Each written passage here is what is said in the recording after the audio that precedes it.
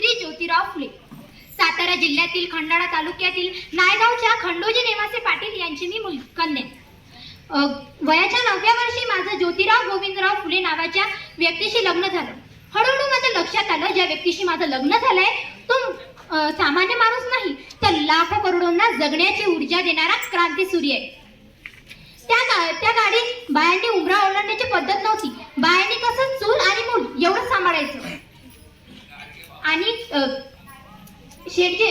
शिक्षणाचा ध्यास आणि शिक्षणाचा प्रसार एवढा ध्यास शेठजींच्या मनात होता. एकदा शिक्षणाचा प्रसार करत असताना शेठजींना फराद नावाच्या ब्रिटिश मॅडम म्हणाल्या, मिस्टर फुले, तुम्हाला शिक्षणाचा प्रसारच करायचा आहे ना, so educated woman first, because if a woman educated the full house be educated. आणि तुम्ही लोक वुमनला घराच्या बाहेरच पडू देत नाही. So bad mister Phule, so bad. तेव्हा झालं, शेठजी आले माझ्याकडे आणि मला म्हणाले, सावित्री, आजपासून मी तुला शिकवणार. आणि झाला माझा अभ्यास सुरू. काना मात्रा विलँटी उकार बेकवे बेदुनुचार बेतिक्सा सर्व काही शेठजींना जिथं वेळ मिळायचा ते मला तिथं शिकवायचे. कधी शेतात, कधी गोठ्यात, तर कधी झाडाखाली. मी लिहायला शिकले, वाचायला शिकले आणि काव्य सुद्धा रचू लागले. शेठजी मला म्हणाले, सावित्री, आपल्याला खूप लोकांच्या डोळ्यात आसू पुसायचे आहेत. त्यांना माणूस म्हणून उभं करण्याआधी शिक्षण दिलं पाहिजे. देशील मला साथ? मी फक्त होकारच दिला नाही तर प्रत्यक्ष सुरुवात केली. 1 जानेवारी, होय, शनिवार दिनांक 1 जानेवारी 1848 ला आम्ही पुण्यातील बिडेवाड्यात सर्वधर्मीय मुलींसाठी पहिली शाळा सुरू केली.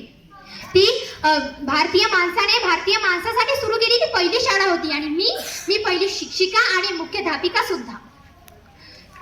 शेळपटासारखं जगलात तर काम तमाम होईल आणि वाघासारखं जगलात तर नाम होईल.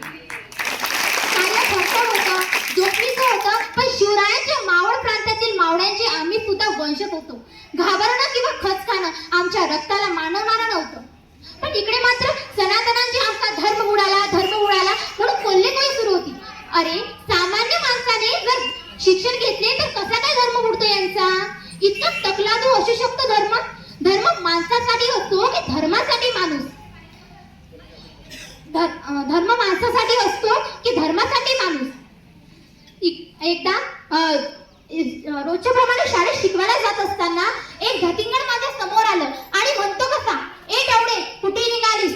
तुला आधी आमच्या पोलीबाळांना शिकवणं बंद कर. तुला तुझी अभ्यू मिळाली आहे की शिक्षण? कदाचित तू विसरला असावा, मी खंडोजी नेवासे पाटील व ज्योतिराव पैवाणांची पत्नी होती. त्याच्या कानाखाली सलसलीत झाड काढून त्याला सुनावले, आता समोर आले, थोबाड फुटले, परत जर समोर आलात ना तुझ्या रक्ताने धरती लावली. आजपर्यंत माझ्यावर शेण फेकणं मी सहन केले, मला शिव्या दिल्या, माझ्यावर दगडफेक केली, मी गप्प राहिले. पण माझा हात धरून मला दम देतो. आता माझ्या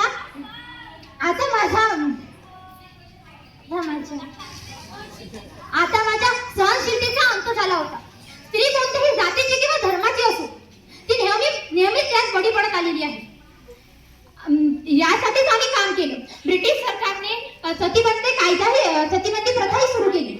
आम्ही विधवा काशीबाई हिच्या मुलाला दत्तक घेतले आणि त्या गोजीराणे बाळाचं नाव आम्ही यशवंत ठेवले.